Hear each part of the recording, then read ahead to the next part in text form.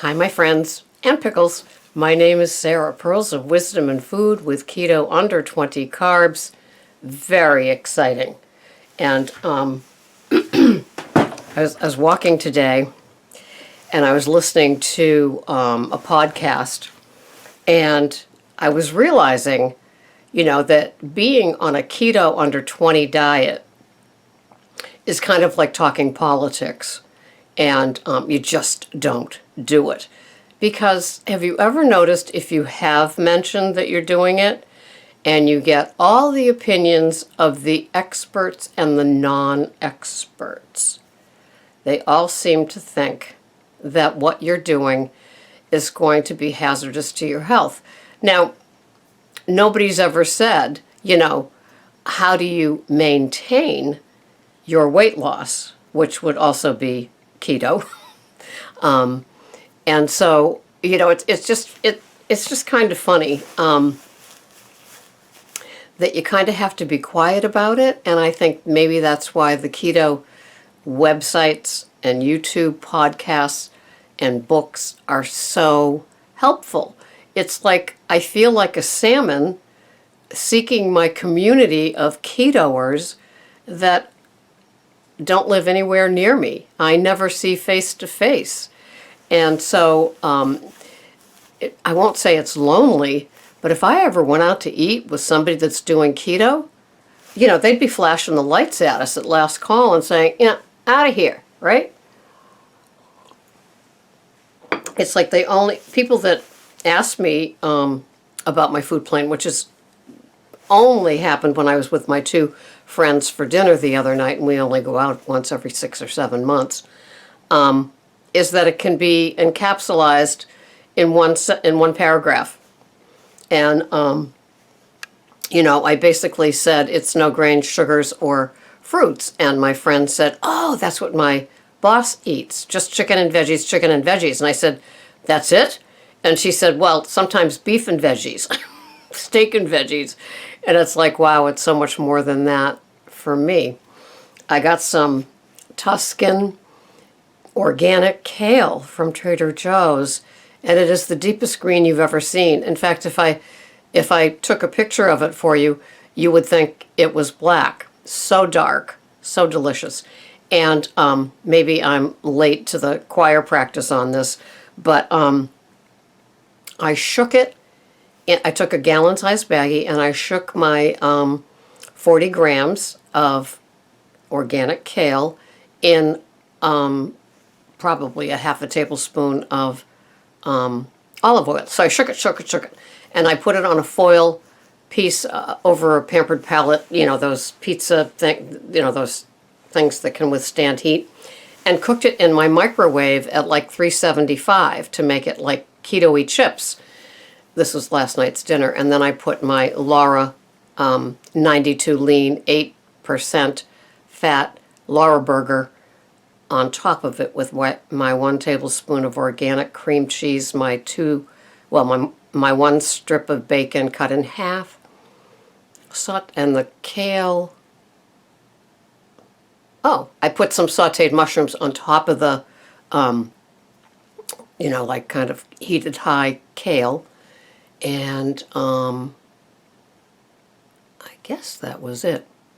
Well, I made a double one for Greg, and he was in keto heaven, and he didn't even know it was keto.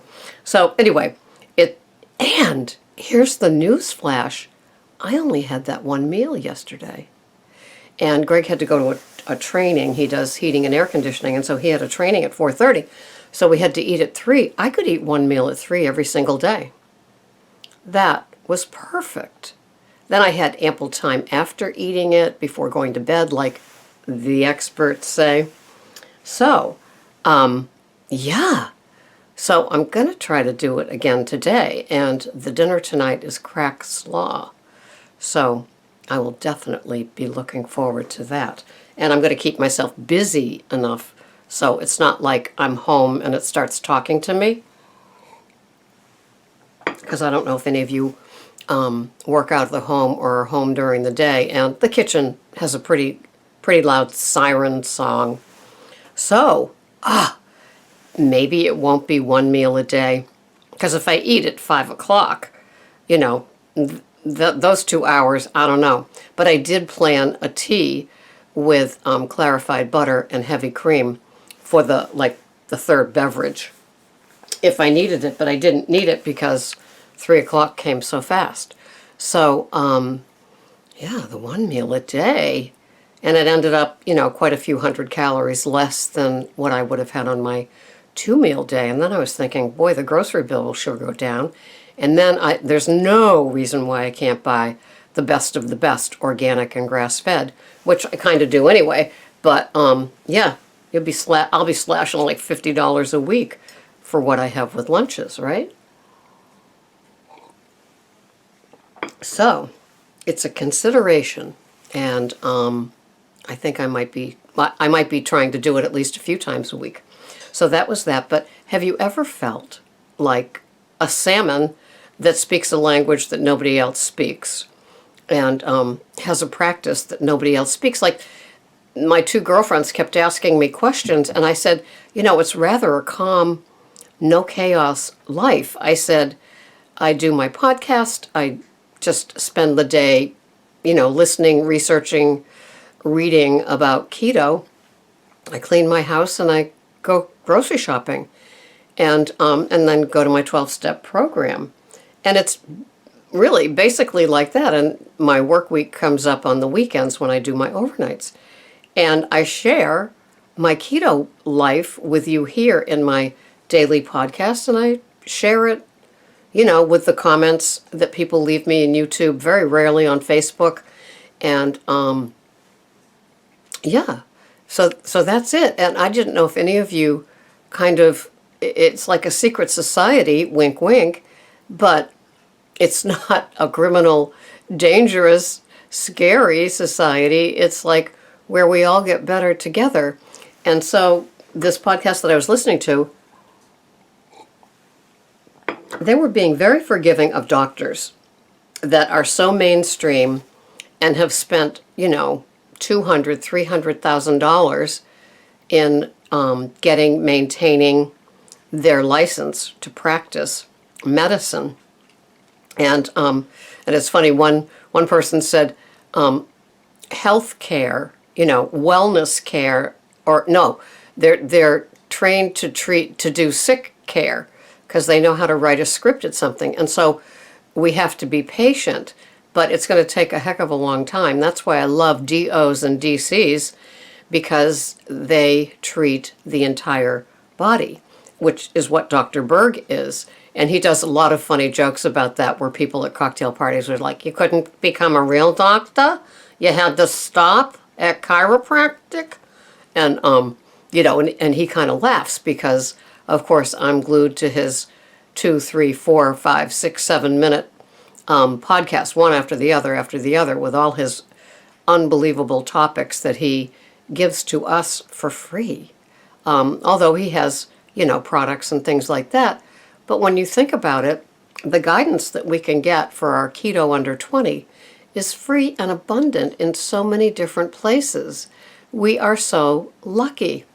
And so this man was saying that we have to have patience with our mainstream doctors, and we could be the first ones that are leading them along as they go, I don't know, you kind of need a statin, and showing them, with your blood work, 3 months, 6 months, 9 months, how it will improve, how your weight will improve. And I put this cartoon on my Facebook page, and the woman was sitting on the doctor's bench thing, and he said, I know you've lost weight, I know your blood pressure's down, I know your cholesterol's down, all these different things. And he says, but I still don't trust that diet that you're on. And it's just so funny because it's so true. It's like, yeah, okay, I see that it's worked for you, but I don't think I'd do that. I don't think I'd recommend that. And, one of the things that if I could package the sound sleep and package the high energy, not the manic energy, not the I just had, 15 Cokes with caffeine type of energy. I know that type of energy. But the steady energy that is like way higher than it used to be, that you can maintain all day long, and you don't have to stop for food breaks because your fat and the fat that you're eating are just kind of carrying you along. And you can do things like I have done things at like 3 or 4 in the afternoon that heretofore, before keto, under 20, it's like, are you kidding me if it doesn't get done in the morning? And I am kind of high energy in the morning, but I think it's a lifestyle thing where I like to come home. I like to be home after like 1 in the afternoon, kind of prepare dinner and, get the house kind of in order, tidy up, feed the cats, all the stuff. And so that's what I enjoy doing. But back to the topic, because of course I digress, because how else could you get to 11 minutes and 3 seconds? Do you ever feel like a salmon? Do you ever feel, lonely doing your food plan of keto under 20? Or do you find support with the people your best friends that you've never met online? I know that that's what I do, and it works for me. So I'm just going to keep on ketoing. Thanks so much for watching. This has been Sarah, Pearls of Wisdom and Food with Keto Under 20. Thanks so much for watching, you salmons. And you thought you were just pickles. Bye-bye for now.